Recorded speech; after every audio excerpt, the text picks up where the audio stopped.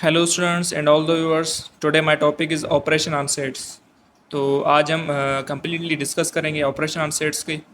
तो अगर मैं पिछले वीडियोस की बात करूं तो मैंने बहुत सारा कंटेंट अपलोड कर दिया है according to any competitive exam और द अपकमिंग यूनिवर्सिटीज़ टेस्ट्स के लिए। तो जो भी न्यू स्टूडेंट्स हैं उनसे मेरी ये एडवाइस है, पहले जाके मेरी वो सारी प्लेलिस्ट देख लें ताकि आपको कोई भी कन्फ्यूजन ना रहे और आप वन बाय वन अपना कॉन्टेंट सीखते चलें। ठीक है स्टूडेंट्स, तो आज का जो मेरा टॉपिक है वो है ऑपरेशन सेट्स पर। तो ऑपरेशन ऑफ सेट्स से पहले जो मैंने लेक्चर अपलोड किया था वो था सेट्स के टाइप्स, और उससे पहले वाला जो मैंने लेक्चर अपलोड किया था वो था इंट्रोडक्शन टू सेट्स।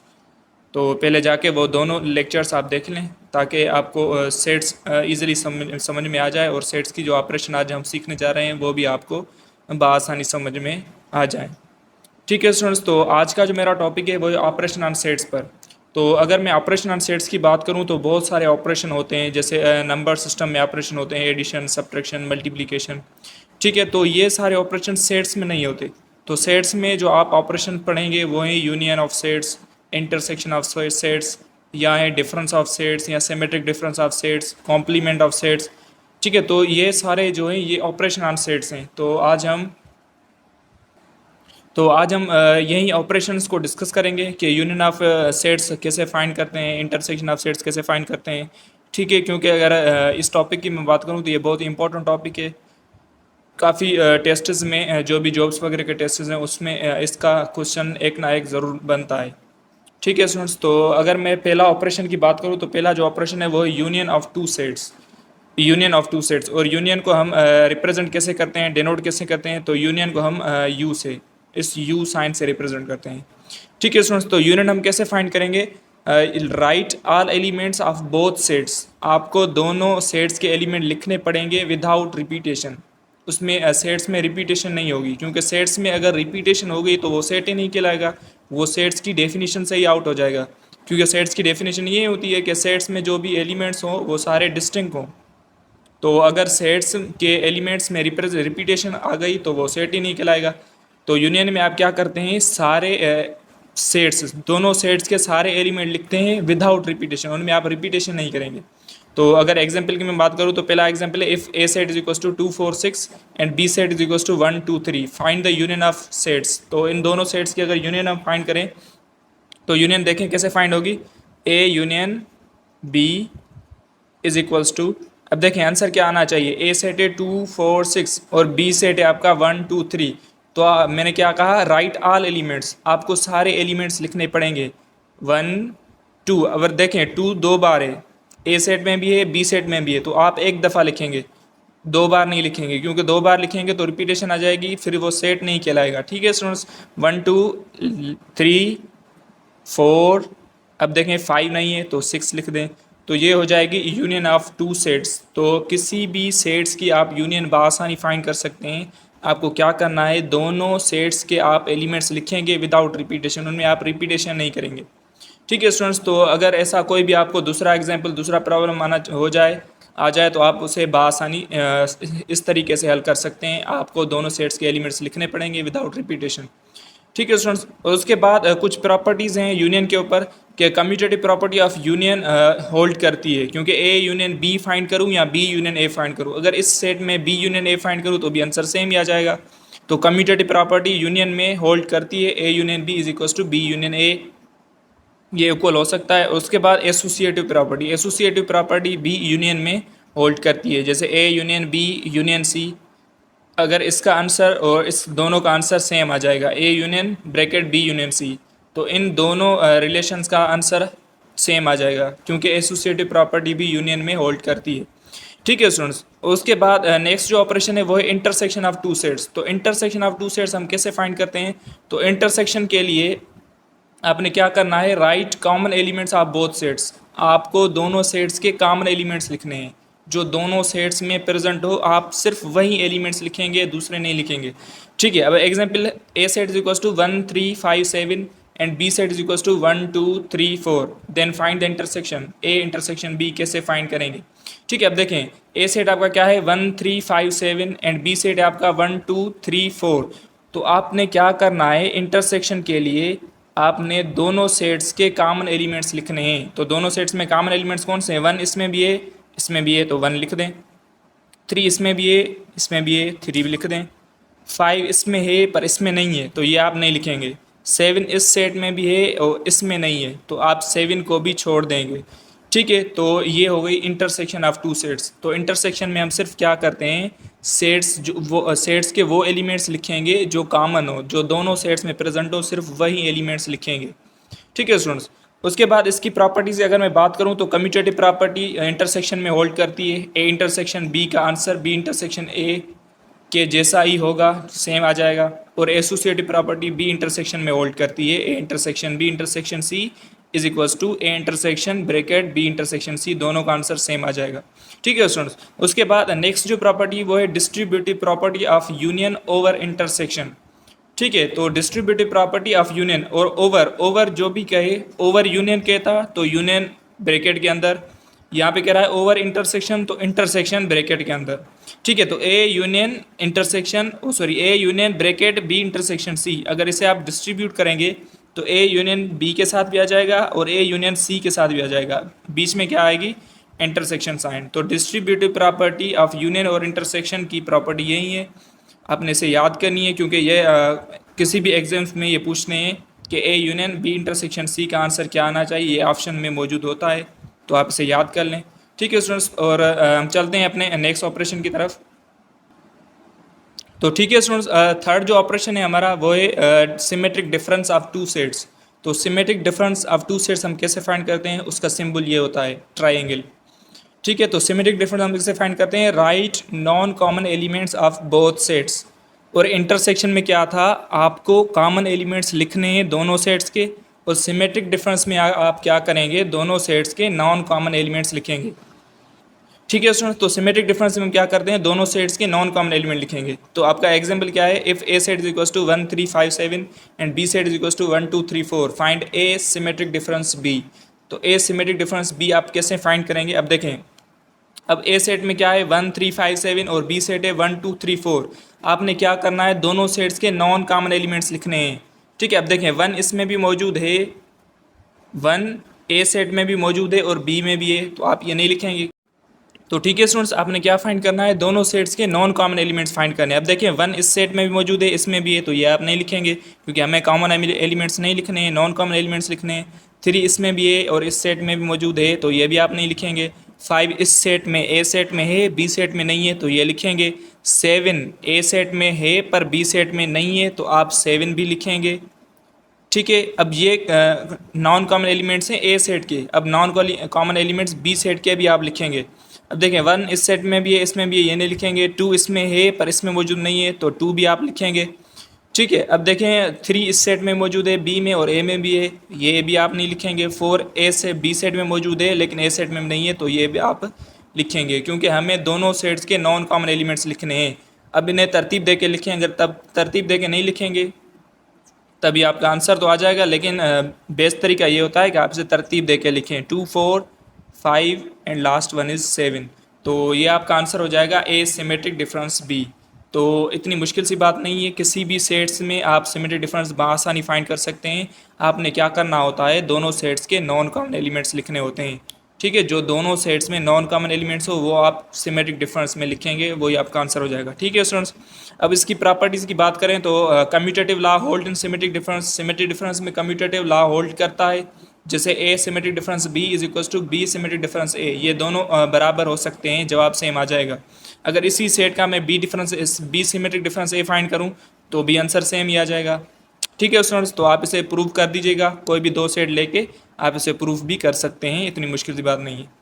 अब चौथा जो है ऑपरेशन है वो है डिफरेंस ऑफ टू सेट्स। ठीक है, तो डिफरेंस ऑफ टू सेट्स हम कैसे फाइंड करते हैं, अब देखें एक बात याद रख लें, ये है सिमेट्रिक डिफरेंस, अब ये है सिर्फ ओनली डिफरेंस। तो डिफरेंस में आप क्या करते हैं, right non common elements of only first element first set. आपने क्या करना होता है, सिर्फ नॉन कॉमन एलिमेंट्स लिखने होते हैं पहले वाले सेट के, जो भी पहला वाला सेट हो आपने नॉन कॉमन एलिमेंट्स सिर्फ उसी सेट के लिखने हैं, बी सेट के नहीं लिखने। ठीक है स्टूडेंट्स, यानी सेकंड सेट के एलिमेंट्स आपने नहीं लिखने। अब सिमेट्रिक डिफरेंस में हम क्या कर रहे थे, दोनों सेट के नॉन कॉमन एलिमेंट्स लिख रहे थे। अब सिर्फ डिफरेंस में आप क्या करेंगे, ओनली फर्स्ट सेट के एलिमेंट्स लिखेंगे जो भी नॉन कॉमन हो। ठीक है, आपका एग्जाम्पल है A set is equals to 2 3 5 7, B set is equals to 1 2 3 4। अब अगर मैं ए डिफरेंस बी फाइंड करूं and also B difference A, तो आप देखें इनका आंसर क्या आना चाहिए। ठीक है, अगर मैं ए डिफरेंस बी फाइंड करूं तो मैं क्या करूंगा, नॉन कॉमन एलिमेंट्स फर्स्ट वाले सेट के लिखूंगा। ठीक है, अगर मैं बी डिफरेंस ए फाइंड करता तो नॉन कॉमन एलिमेंट्स आप बी सेट वाले में लिखता। ठीक है, अब ए डिफरेंस बी फाइंड कर रहा हूँ तो नॉन कॉमन एलिमेंट्स मैं कौन से सेट के लिखूंगा, ए वाले सेट के। अब देखें 2 ए सेट में मौजूद है, बी में भी है, ये कॉमन है, नॉन कॉमन नहीं है, इसे छोड़ दें। 3 ए सेट में है, बी सेट में भी है, तो ये भी कॉमन है, इसे भी छोड़ दें। 5 ए सेट में है, बी सेट में नहीं है, तो ये लिखेंगे आप क्योंकि ये नॉन कॉमन एलिमेंट है ए सेट का। अब 7 ए सेट में है, बी सेट में नहीं है, तो ये भी नॉन कॉमन एलिमेंट हुआ ए सेट का। तो ये हुआ आपका आंसर ए डिफरेंस बी का। ये आपका आंसर क्या हुआ, ए डिफरेंस बी का। अगर मैं बी डिफरेंस ए का आंसर फाइंड करना चाहूँ तो आंसर क्या आएगा, आप देखें।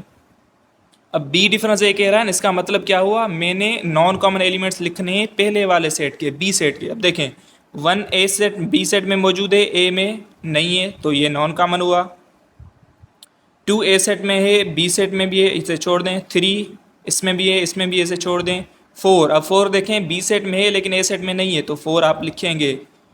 ठीक है स्टूडेंट्स, तो आपका आंसर क्या हुआ, अब देखें बी डिफरेंस ए का आंसर क्या हुआ 1 4, और ए डिफरेंस बी का आंसर क्या हुआ 5 7। क्या ये दोनों इक्वल हैं, नहीं। तो इसलिए मैंने ये पॉइंट लिख दिए कि in general commutative law does not hold in difference of 2 sets. तो अगर आप डिफरेंस ऑफ 2 सेट्स फाइंड कर रहे हैं तो उस सेट में कभी भी कम्यूटेटिव लॉ होल्ड नहीं करता इन जनरल।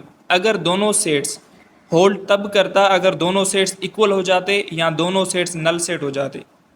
ठीक है, कब होल्ड करता, पहली पॉइंट, अगर दोनों सेट्स इक्वल हो जाते तो A intersection B is equal to B intersection हो जाता, या ए सेट भी आपका नल सेट हो एंड बी सेट भी आपका नल सेट होगा, तो भी आपका A difference B is equal to B difference A के बराबर आ जाएगा।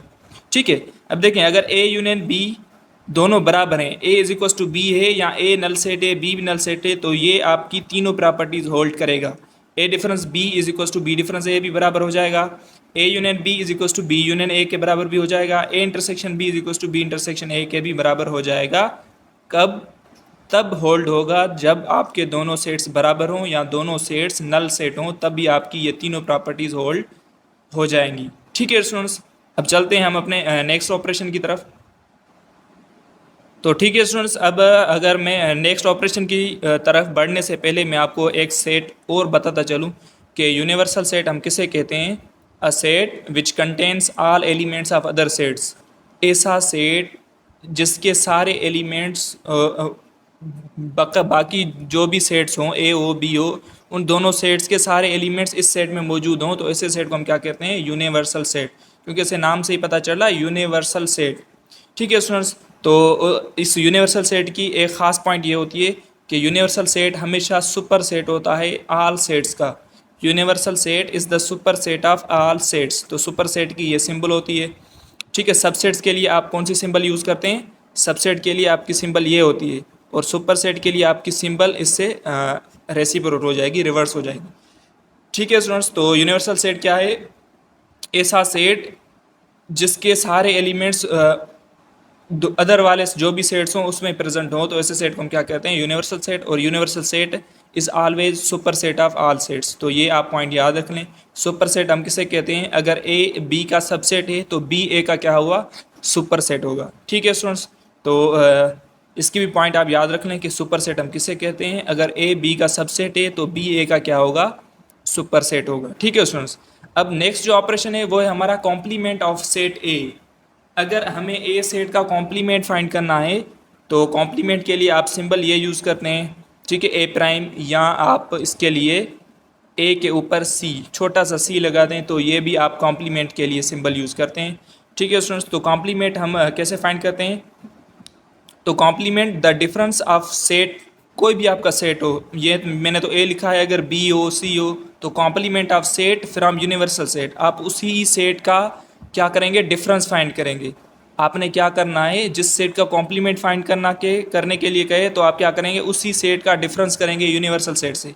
अगर बी कॉम्प्लीमेंट कहता तो B difference U difference B, अगर सी सेट कहता तो यू डिफरेंस सी। ठीक है स्टूडेंट्स, तो ये इसका आप इसे फार्मूला कह दें या सिंपल कह दें, जो भी कह दें, तो आप इसे याद कर लें। अगर यहाँ पे बी सेट होता तो यू माइनस बी यानी universal set minus difference B set, अगर सी सेट कहता तो universal set difference C set. ठीक है, और इसे हम इन बिल्डर फॉर्म, तो बिल्डर फॉर्म में हम कॉम्प्लीमेंट को कैसे रिप्रेजेंट करते हैं, A complement is equals to X is the element of U. अब ए कॉम्प्लीमेंट में जो आंसर आ जाएगा वो जो सारे एलिमेंट्स होंगे एक्स एलिमेंट्स, मैं उन्हें क्या कह रहा हूँ, एक्स एलिमेंट्स, वो सारे एक्स एलिमेंट्स यू से रिप्रेजेंट करेंगे और उस सारे एलिमेंट्स ए के नहीं होंगे, वो सारे एलिमेंट्स कौन से होंगे, यू से होंगे। तो यही तो बात मैंने आपको डिफरेंस में बताई थी कि डिफरेंस ऑफ सेट से हम क्या करते हैं, जो पहले वाला सेट होता है हमें उसके ही एलिमेंट्स लिखने होते हैं। ठीक है, तो ये बिल्डर फॉर्म यही कहना चाह रही है कि आपने क्या करना है, डिफरेंस में पहले वाले सेट के एलिमेंट्स लिखने हैं, दूसरे वाले के नहीं लिखने। ठीक है स्टूडेंट्स, अब एग्जाम्पल देखें। If universal set is equals to 1 2 3 4 5 6 and B set is equals to 1 3 5 7 and then find the B prime या बी कॉम्प्लीमेंट।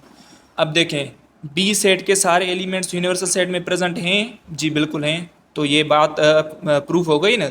यूनिवर्सल सेट हम किसे कहते हैं, which contains all the elements of other set, जो भी उसके सारे एलिमेंट्स हों, वो सारे जो भी आपने बी सेट हो, ए सेट हो, उसके सारे एलिमेंट्स इसमें प्रेजेंट हो, तो ऐसे सेट को हम क्या कहते हैं, यूनिवर्सल सेट। अब देखें, बी प्राइम फाइंड करना है, बी कॉम्प्लीमेंट फाइंड करना है, तो बी कॉम्प्लीमेंट का फार्मूला क्या होगा, universal set difference B set. ठीक है, अब B complement is equals to, पहले आप यूनिवर्सल सेट के एलिमेंट्स लिखेंगे, डिफरेंस बी सेट के एलिमेंट्स लिखेंगे। अब देखें, डिफरेंस हम तो पढ़ चुके हैं ना, डिफरेंस में हम क्या करते हैं, पहले वाले सेट के एलिमेंट्स लिखते हैं। अब देखें, 1 यूनिवर्सल सेट में मौजूद है, बी सेट में मौजूद है, तो उसे छोड़ दें आप। 2 यूनिवर्सल सेट में मौजूद है लेकिन बी सेट में नहीं है, तो 2 आप लिखेंगे। 3 यूनिवर्सल सेट में भी है, बी सेट में भी है, इसे छोड़ दें। 4 देखें, 4 यूनिवर्सल सेट में मौजूद है लेकिन बी में नहीं है, तो 4 आप लिखेंगे। 5 यूनिवर्सल सेट में है लेकिन बी में भी है, तो आप इसे छोड़ दें क्योंकि नॉन कॉमन नहीं है, कॉमन है। अब 6 देखें, यूनिवर्सल सेट में भी है और अपना बी सेट में नहीं है, तो आप 6 को लिख देंगे। तो आपने क्या करना होता है, डिफरेंस ऑफ में आप सिंपल पहले वाले सेट के नॉन कॉमन एलिमेंट्स लिखते हैं। ठीक है स्टूडेंट्स, अब प्रॉपर्टीज़ ऑफ कॉम्प्लीमेंट, ये जो मैंने प्रॉपर्टीज़ सारी लिखी हैं, ये बहुत ही इंपॉर्टेंट प्रॉपर्टीज़ होती हैं। ठीक है स्टूडेंट्स, तो इसमें से आपको एक ना एक क्वेश्चन, आपको जो भी यूनिवर्सिटी का टेस्ट होता है, जैसे यूनिवर्सिटी का टेस्ट है, तो इसमें एक ना एक क्वेश्चन ज़रूर आता है। ठीक है स्टूडेंट्स, तो इस प्रॉपर्टीज़ को आप एनी हाउ याद कर लें। पहली प्रॉपर्टी क्या है, अगर ए यूनियन ए कॉम्प्लीमेंट करूँ, अगर ए यूनियन ए कॉम्प्लीमेंट करूँ तो आपका आंसर क्या आएगा, यूनिवर्सल सेट।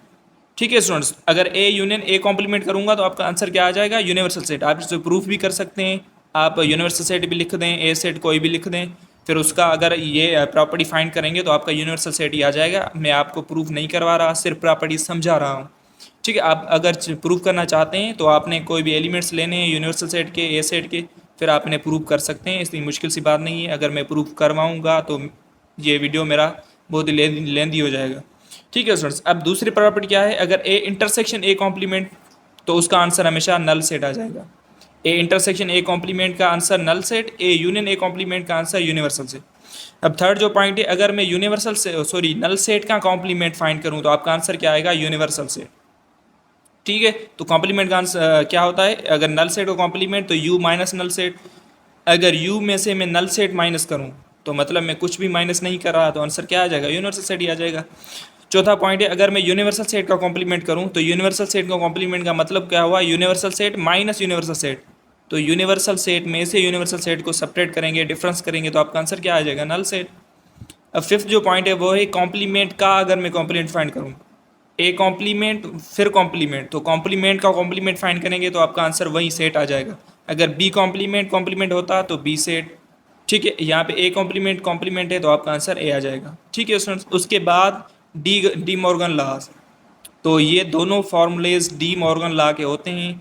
आप इन्हें एनी हाउ रिमेंबर कर लें कि डी मॉर्गन लॉ के जो ये दोनों फार्मूलाज हैं आप इन्हें याद करना है। पहला जो है A union B whole complement, इसका आंसर आ जाएगा A complement intersection B complement. दूसरा है A intersection B whole complement, तो इसका आंसर आ जाएगा A complement union B complement. ठीक है, ये दोनों फार्मूलेज आपने डी मॉर्गन लॉ के याद करने हैं। ठीक है, यूनिवर्सिटी के हिसाब से भी आपने ये याद करने हैं, क्योंकि इसका सेट्स के ऊपर यूनिवर्सिटी में एक ना एक क्वेश्चन ज़रूर आता है। तो क्या पता इस बार डी मॉर्गन लॉ का कोई भी फार्मूला पूछ ले। तो आपने क्या करना है, ये सारी प्रॉपर्टीज जो मैंने आपको पढ़ाई हैं ये आपने याद कर ली हैं। ठीक है, अब हम चलते हैं कुछ इंपॉर्टेंट क्वेश्चंस की तरफ, जो भी मैं आपको समझाऊंगा, जो जो मैंने आपको ये समझाया था पिछले लेक्चर्स में, वीडियोस में। अब उसका आप कह लें कि समरी में मैंने क्वेश्चन कुछ बनाए हैं, वो मैं आपको सोल्व करवा देता हूँ।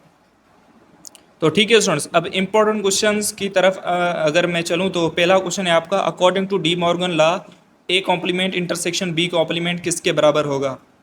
तो मैंने आपको ये अभी बताया है कि डी मॉर्गन लॉ का अगर A complement intersection B complement कह रहा है, अगर यहाँ पे इंटरसेक्शन है तो आपका आंसर क्या आना चाहिए, हमेशा आपका आंसर यूनियन में आना चाहिए। ठीक है, तो आप वीडियो पीछे करके डी मॉर्गन लॉ के ये फार्मूले दोनों देख भी सकते हैं। अगर आपने यहाँ पे इंटरसेक्शन मिला हुआ तो आपका आंसर यूनियन में होगा, अगर यहाँ पे यूनियन होता तो आपका आंसर इंटरसेक्शन में होता। तो ए ऑप्शन है आपका सी यूनियन बी कॉम्प्लीमेंट। तो अब सी सेट की तो बात ही नहीं हो रही, तो इसे कैंसिल कर दें। बी सेट है आपका, ऑप्शन है B intersection A whole complement. तो मैंने आपको क्या था, अगर इंटरसेक्शन है तो आपका आंसर यूनियन में आना चाहिए, तो बी ऑप्शन को भी कैंसिल कर दें। सी ऑप्शन है A intersection B whole complement, ये भी नहीं है क्योंकि इंटरसेक्शन है तो आपका आंसर यूनियन में आना चाहिए। तो आपका आंसर हुआ D option A union B whole complement. ठीक है, अगर यहाँ पे यूनियन होता तो आपका आंसर इंटरसेक्शन में होता। ठीक है, अब नेक्स्ट क्वेश्चन है हमारा, A intersection B is equals to. अब देखें, मैं फिर आपको रिपीट करना चाहता हूँ कि ए इंटरसेक्शन बी का मतलब क्या है। आपने क्या करना होता है, आपने पहले वाले सेट के एलिमेंट्स लिखने होते हैं, दूसरे वाले के नहीं लिखते। तो आप देखें, ए ऑप्शन है आपका, x such that x is not element of A. ये सिंबल किसके लिए रिप्रेजेंट करते हैं, इज़ नॉट एलिमेंट ऑफ। ठीक है, तो ये क्या कह रहा है आपने, x such that x is not element of A. X जो है वो ए का एलिमेंट नहीं है। अगर ए का एलिमेंट, तो हम यहाँ पे इंटरसेक्शन में तो ए का ही एलिमेंट लिखते हैं, पहले वाले सेट का एलिमेंट लिखते हैं, तो पहला ऑप्शन आपका कैंसिल हो जाएगा। नेक्स्ट क्वेश्चन है आपका, x such that x is the element of A. X जो है वो ए का एलिमेंट है, यहाँ पर तो बात ठीक है। अब आगे चलें, and x is also element of B. तो यहाँ पे बात फिर गलत हो गई, क्योंकि यहाँ पे हम सिर्फ ए के सेट के एलिमेंट लिखते हैं, पहले वाले सेट के, दूसरे वाले के नहीं लिखते। तो यहाँ पे कह रहा है x is the also element of B, तो बी ऑप्शन भी आपका कैंसिल हो जाएगा। सी ऑप्शन है आपका, x such that x is the element of A. यहाँ तक बात ठीक है, क्योंकि एक्स एलिमेंट ए का ही होना चाहिए। And x is not element of B, X B का एलिमेंट नहीं होगा, तो आपका सी ऑप्शन करेक्ट हुआ, क्योंकि यहाँ पे हम सिर्फ ए के ही एलिमेंट्स लिखते हैं, बी के नहीं लिखते। ठीक है स्टूडेंट्स, तो नेक्स्ट क्वेश्चन है, if A is subset of B. तो जिस भी स्टूडेंट ने मेरा टाइप्स ऑफ सेट्स का वीडियो नहीं देखा तो पहले जाके वो वीडियो देख लें, आपको लिंक डिस्क्रिप्शन में भी मिल जाएगा। ठीक है, if A is subset of B then A union B किसके बराबर होगा। अब देखें, थोड़ी बात समझने की कोशिश करें।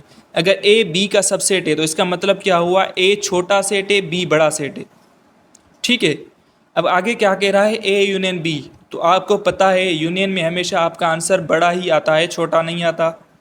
ठीक है, अगर ए सबसेट है बी का और ए यूनियन बी पूछ रहा है, तो छोटा वाला सेट मतलब ए सेट छोटा है, बी सेट बड़ा है, तो यूनियन में कौन सा आंसर आता है, बी का आंसर आता है। तो आपका ए ऑप्शन गलत हुआ, क्योंकि यूनियन में हमेशा बड़ा आंसर आता है, और यहाँ पे बड़ा सेट बी है, बी कॉम्प्लीमेंट ये भी नहीं है। सी ऑप्शन है आपका बी। अगर ए सबसेट है बी का तो ए यूनियन बी का आंसर आपका बी आएगा। ठीक है स्टूडेंट्स, अब फोर्थ क्वेश्चन है आपका, if A is subset of B then A intersection B का आंसर क्या होगा। तो आपको ये पता पड़ गया होगा कि इंटरसेक्शन बी का आंसर क्या आना चाहिए। अगर ए सबसेट है बी का, इसका मतलब ए छोटा सेट है, बी बड़ा सेट है, और इंटरसेक्शन में हमेशा छोटा आंसर आता है। तो यहाँ पे छोटा सेट कौन सा है, ए। तो आपका ए ऑप्शन करेक्ट हुआ, ए। तो ए इंटरसेक्शन बी का आंसर क्या हो जाएगा, ए।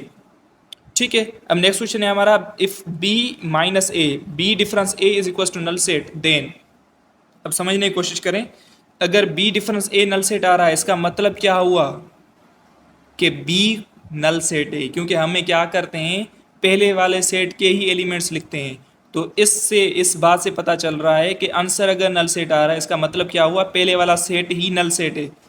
ठीक है, दूसरे वाले को हम तो लिखते ही नहीं, दूसरे वाले को हम उसके एलिमेंट्स लिखते ही नहीं, हमें लिखते हैं पहले वाले सेट्स के एलिमेंट। तो बी डिफरेंस ए अगर नल सेट आ रहा है, तो इसका मतलब क्या हुआ, आपका ए सेट नल सेट नहीं है, बी सेट नल सेट है।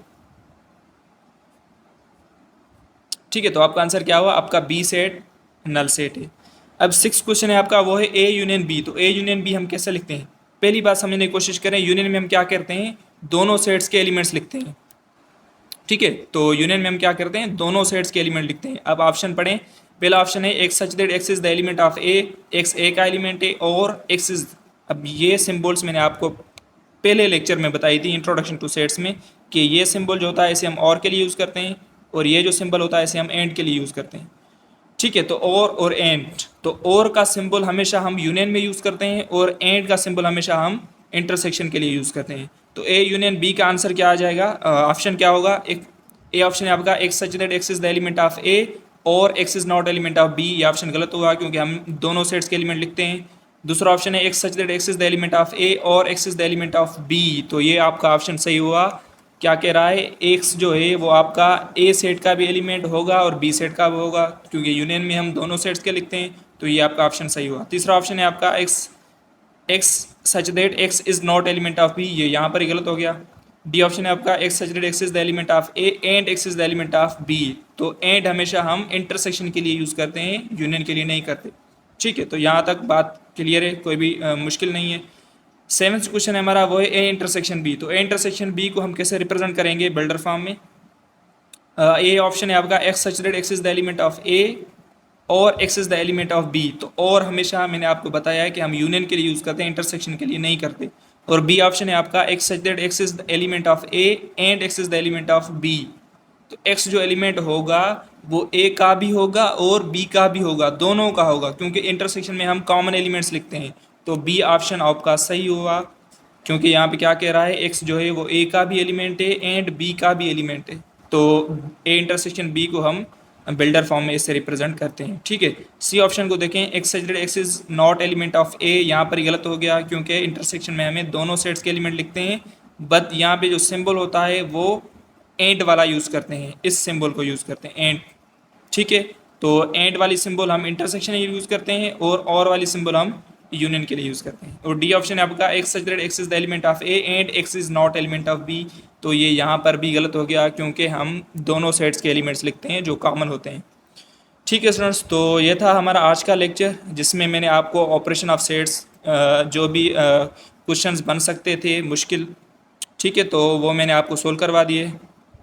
उम्मीद है कि आपको वीडियो अच्छी लगी होगी। अगर वीडियो अच्छी लगी हो तो लाइक करें, कमेंट किया करें। ठीक है, तो कमेंट करने से आपका कुछ नहीं जाएगा, तो आप कमेंट किया करें, लाइक किया करें और मेरे इस यूट्यूब चैनल को सब्सक्राइब करें और बेल आइकन को हिट कर दें ताकि मेरे आने वाली वीडियोज़ की नोटिफिकेशन आप तक पहुँच सके। Thank you for watching, see you in the next video.